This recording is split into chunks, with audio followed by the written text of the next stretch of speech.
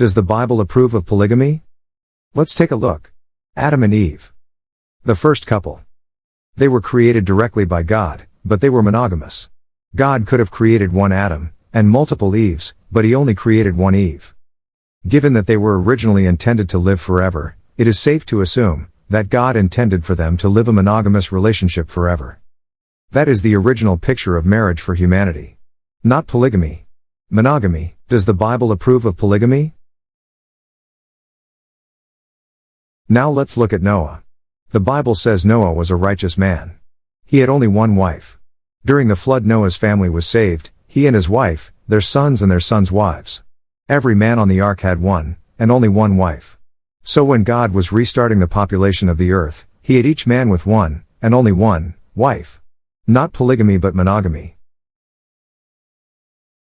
Does God approve of polygamy? Now let's look at Abraham. This is where it gets tricky. Abraham had one wife, at first. Then his wife Sarai got impatient and asked him to take another woman, Hagar, so he could have a child with her. The debate is out on whether Abraham actually considered Hagar his wife. The Bible says she was an Egyptian slave, so a concubine at best. After Sarah dies, Abraham remarried a woman called Keturah. So Abraham's case is unique, but no one can argue that the decision to have a second wife was something dictated from God. Clearly Sarah was making up her own decisions, because of impatience. And even in this odd situation, Abraham ended up chasing away Hagar and staying with Sarah his wife. It is only after Sarah dies that he takes another wife. So again, this is not a case for polygamy, but monogamy. As we will see in other examples throughout the Bible, does God approve of polygamy? Let's look at Isaac. Abraham's son. Isaac married Rebekah and had two sons, Esau and Jacob. That's pretty straightforward. One man, one woman. Monogamy, not polygamy. Does God approve of polygamy? Let's look at Jacob. This one gets tricky. Jacob's intention was to marry a girl he loved named Rachel. Through trickery and deception, he ended up marrying her older sister Leah, and had to wait 7 more years to marry his true love. Thus he ended up with 2 wives. Then through impatience, he ended up being given Rachel's handmaid because Rachel could not have children at first. Then through jealousy, he was given Leah's handmaid as well, to have children with. So he started out with the intent to marry his one wife, and then he ended up with 4 women. This is hardly a case to support polygamy. So Jacob becomes the first example of polygamous relationship among the fathers of the faith. But it was unintended and achieved through trickery.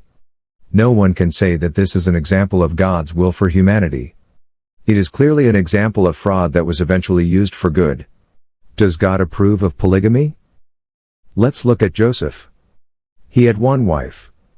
That's straightforward enough. Let's look at Moses. Moses was married to Zipporah and then at some point to a Cushite woman. The Bible isn't clear when he married the Cushite, and it could have been after Zipporah died. No one knows. So yet again, we have no example of God sanctioning polygamy in the Bible. Does God approve of polygamy? Let's look at David. Oh, David. Such an important character in the Bible. David had 8 wives in all. This is probably the strongest argument for polygamy from the Bible. We all know the importance of David and how he loved God, yet he had so many wives. How do you explain that? Well, David is a murderer and an adulterer, and though he is a central figure, not everything he did was correct or of God. His multiple wives did not stop him from getting the blessings and protection of God, but it does not mean his marriages were sanctioned by God. So here we have polygamy by David, but it does not mean it is the example we need to follow. Does God approve of polygamy?